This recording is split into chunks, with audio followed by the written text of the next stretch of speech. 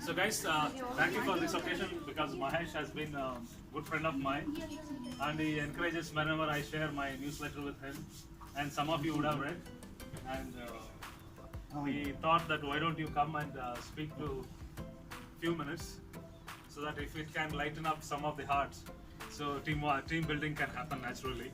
So that was the idea. So with that thinking, I'll speak for 10 minutes. Is that okay? Yeah. Yeah, unless you want more of it. So, thanks, Mahesh. So last time I was in a community center. So I was asked to speak. So I asked them how long I can speak. They said you can speak as long as you want. We are all living in next 10 minutes. Okay, so from that time onwards, I'm limiting my speeches to 10 minutes. Okay, especially this one, this I titled as Connecting Dots of Life. Okay.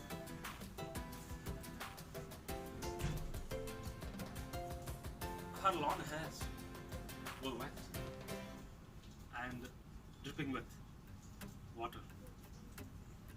Her eyelashes covered with droplets of drizzling, making it even more attractive. She stood tall on a red t-shirt, fair skin, and a blue jeans, a little tighter one. For a moment I was confused. I have been baby doll Dallas.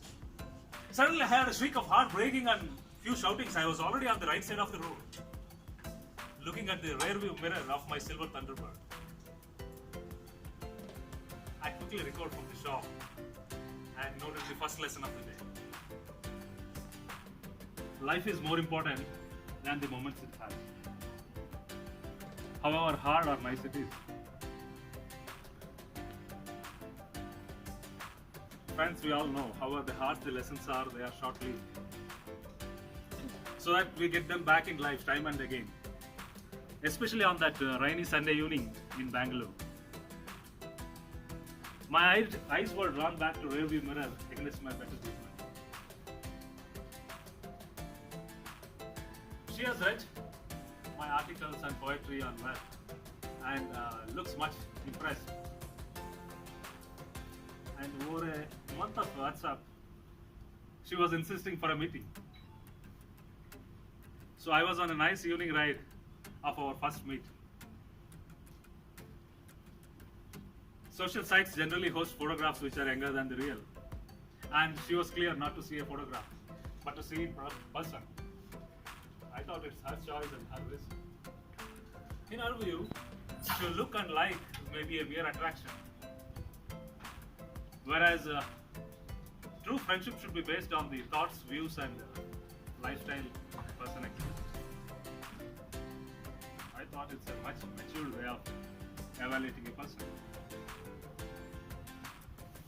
Sure, looks can be deceiving. I just risked my life a few moments back looking at the mesmerizing beauty first time.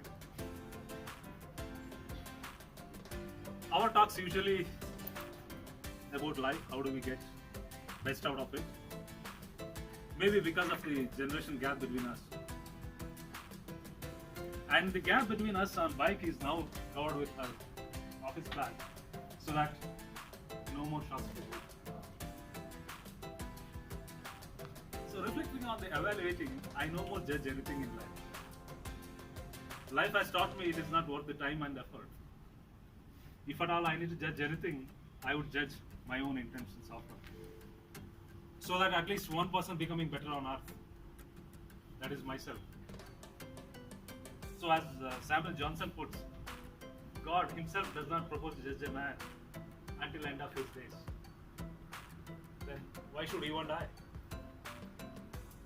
I have always observed life as a better plan than ours. However, to get at it, we need to put our best in whatever we are doing right now. So when I recovered from my thoughts, I found us in Cafe Coffee Day. She was looking at the love mark in the cappuccino. I saw a search in her glittering eyes. Glittering eyes, which I generally take it as purity of soul, often misled these days, knowing that that's an effect of contact lenses. Frankly, humans are constantly in search for health, wealth, happiness, love, and respect from others. So is our soul, which is on constant wait. When will our mind turn inward? So that to give the very dose in abundance.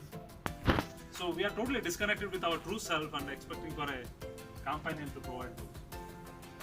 Even though we get it may be short-lived because of our own original disconnect with self.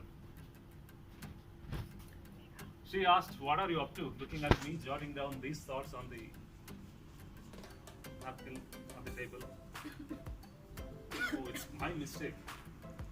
After all, it's our first date and I should be giving her full attention. I said it's hot, looking at her and the coffee papers at hand. I could not resist my urges.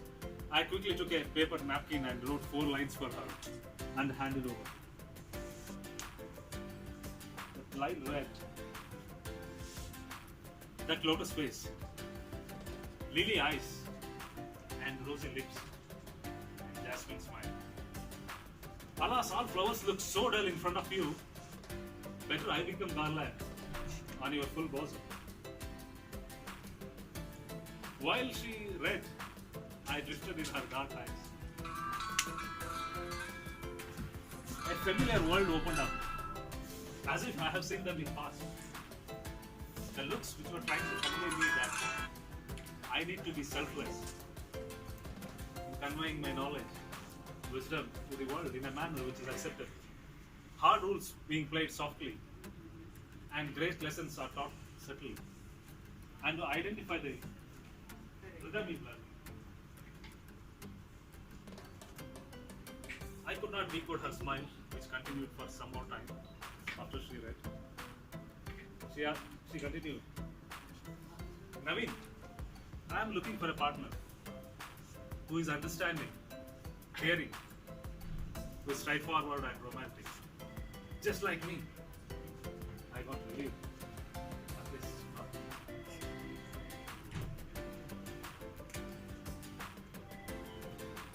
How many times you would marry?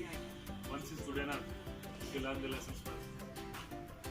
Socrates was once asked by his pupil, "Master, this marriage is good." Master said, "Of course, yes, by all means. If you get a good woman, you become a gentleman. Right? If you get otherwise, you become a philosopher." And both are good. And I am sure some of you would agree with Socrates.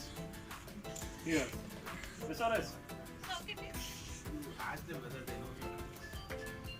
Anyone knows about Socrates? So as sun started to moving to its abode, our coffee conversations become scanty. She said, "I need to hurry up, my PG closes early." Although I was expecting a few more lessons from the evening, but I know nature's way of teaching, allowing time to digest what has already been taught. So while heading backwards on my faithful silver Thunderbird, which helps getting many of my life lessons, my mind started summarizing this. Savor the moment, live by heart, embrace life. By doing so, we would be infinitely happier for the remaining days of our life, and the end matters the most. And believe in the preciseness of nature in connecting the right people at right time to get the message which you are required at that point in time. I parked my bike. Mobile beeped. Message read, "Hey, when do we catch up again?" I thought it's time for more lessons. I replied, "I'm open," with a good night's smile.